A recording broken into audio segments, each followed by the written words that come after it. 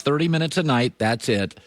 Leadership, DeAndre Ayton said, I've never played with anybody who challenged me more. Dodgers bring in Mookie Betts. The Dodger players are like, oh, my God, lead by example. First in, first around the cage, extra work. It's leadership. Tom Brady, not the fastest, past his prime athletically, though he was never a world-class athlete, goes to Tampa. Mostly the same roster, coaches.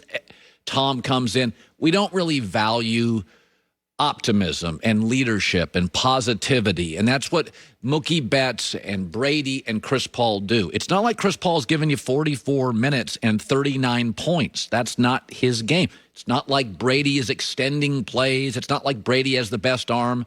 You know, Mookie Betts, it's not like Mookie Betts is playing multiple positions. He's the closer or the starting ace. But there is something to be said for constantly lubricating and energizing a locker room. And I thought this was very interesting. You know I love Russell Wilson. The Ringer has a guy named Kevin Clark. We bring him on the show. He's very smart. He interviewed Russell Wilson. And I want you to think about Aaron Rodgers' moodiness and at times sort of condescending nature and snarkiness going into the season. Here's the interview. Just think about being around this. Here is Russell Wilson talking to Kevin Clark, who said, hey, you've got a new coordinator this year. And Russell just starts talking. And he goes, oh, my God, Shane Waldron, amazing mind, super collaborative. We had a lot of fun. It's been an amazing along the journey. Going to throw more and win more games. We're so excited about it. We think we got a chance to win. We're just going to totally go for it. Compare that to Green Bay. Here's Russell talking about players. He goes, I'm looking forward to DK Metcalf. He's such a young guy. Chris Carson's back. We're so excited to have him. Gerald Everett coming from the Rams, a tremendous football player. How about Dwayne Brown? He's been so dominant since he got here at left tackle. We got a new guard, Gabe Jackson, a physical, dominant player. How about Damian Lewis moving to left guard? I'm so much energy there. These are real quotes. Jamal Adams, he'll be in his second year for the Seahawks. How great will he be? Bobby Wagner, nobody better in the league than him at his position. Plus, he's a great leader. And how about Quandre Diggs? He can make all the plays. I'm so excited getting the guys back and the fans here. These are real quotes. I'm not making this up. Everything's an amazing journey. Every day, positive, optimistic, focused. I mean, if you're a player, and Russell Wilson's the best player that franchise has ever had, and he's talking about you in the Ringer like that, what does that make you feel? I'm going to go to the weight room. I can't let him down. I mean, my bosses talked about our staff like this. You would get in early the next day. You'd be like, oh, my God. Russell Wilson's talking about DK Metcalf. He's talking about Chris Carson. I love him back. Oh, I'm so excited for, Damian Lewis going to the left side. You're Damian Lewis. You're like, that's my guy. Compare that to having fun on this golf tournament. I'll figure it out.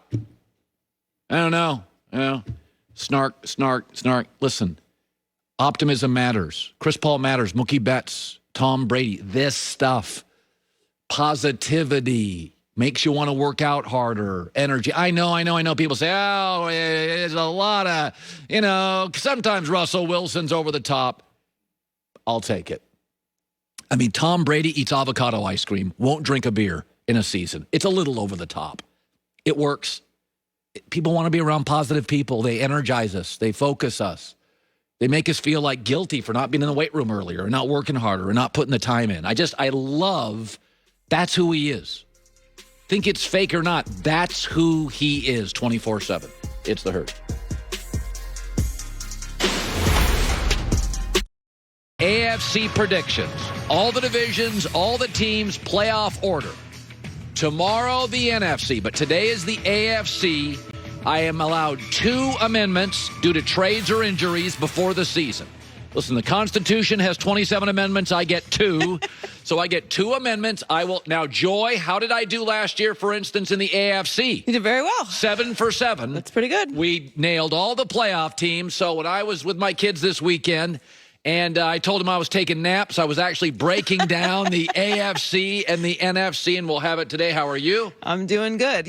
It's important that you remind everyone that the Constitution has been changed. It has been. Several times. Amendments are okay. I don't know if everyone knows that. Yeah, so I'm going to get 2 amendments, and one of them could be the Aaron Rodgers amendment. That's an important one to hold on to. Because I don't think there's a chance he will not finish the year in Green Bay, but he'll start. I want to start with that. So Chris Collinsworth has a podcast, as you'd expect. It's very good. He had Adam Schefter on. He's a very diligent NFL reporter, lives on that phone, baby. He's breaking stories all the time. So when he talked about Brady leaving New England a year before he left, you got to kind of take respect for it and go, put some respect on that. He knows what he's doing. He's talking about Aaron Rodgers right now and the feelings in Green Bay, and here it is. It just has never sounded like it's about money. I think this is much deeper than that. I think this is, as he himself has alluded to, about people, about culture, about the way the organization is and has run. And I don't know that money addresses that. I want to talk about this for a second because I think I'm in a rare position. Joy and I are in a rare position. We weren't born in Los Angeles or California. We have bounced around the country. So I have literally changed jobs and moved across the country 3 different times. So I can speak to this as a driven, somewhat workaholic guy. And Aaron did not get here because he's casual and occasionally throws a football around. Aaron's a grinder. Aaron's a workout guy. Aaron is very committed to football. And I've always thought, and I think Joy is too, I think we're committed to broadcasting. 3 different times I knew I was leaving before my company did. And even as a grinder, even as somebody that's totally into their job, I couldn't concentrate. I was thinking about the next job while I was in that job. Because I didn't want to fail. And I'm thinking about, okay, I got to get prepared. I'm going to save some of my rants. That's a good idea. I'm going to make sure to do that. I couldn't concentrate. My last 6 months at the other place, all I could think about was Fox. Who am I going to hire? What's the set going to look like? Who's going to be on the news desk? What producers? I couldn't concentrate. And I'm a committed guy. I would have rants, and I'd be like, no, I'm going to save that one. That's good. Fox gets that one. And so here's Aaron Rodgers. Aaron Rodgers is moody when he's happy. He's aloof when he's happy. What's this year going to be like? Like, I look at all this stuff with Green Bay. Really, they're a default champion of this division because there's so much dysfunction. Chicago's pivoting to a new quarterback. Minnesota, we got Kirk Cousins, can't play well in big games. Detroit's a mess.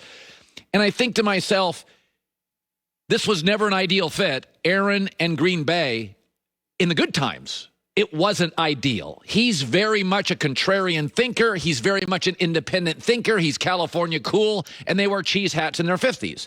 It wasn't ideal. What's it going to be like now? And I'll be on an island, but I do believe that he lost a little bit of trust with his coach, though he'd never say it publicly. Matt LaFleur, the last play that Aaron Rodgers played in Green Bay, his coach took him off the field to kick a field goal against Tom Brady. Trust is hard to repair. I think oftentimes Aaron Rodgers, I would not blame him if he prioritized staying healthy in Green Bay. He doesn't want to, he's not happy. Wouldn't you prioritize throwing the ball away, taking a knee, sliding early? The last thing you want to do is get hurt in Green Bay. I wouldn't blame him. I've been there. You start prioritizing the next place. And that doesn't mean you're not committed to your craft. It's just very human to do that. And I'm on an island, and I'll say this. Nobody believes the trade will happen during the season. But it's very unique in that we got a bunch of things working here. What if Jordan Love is pretty darn good in the preseason? He should be. This is a good O-line, a solid head coach, star receiver, star back. What if Jordan Love's pretty good? What if Drew Lock struggles in the AFC West? Yeah, that's going to happen. And what if Aaron is a little condescending, not all in, temperature in the room is a little cool, not warm,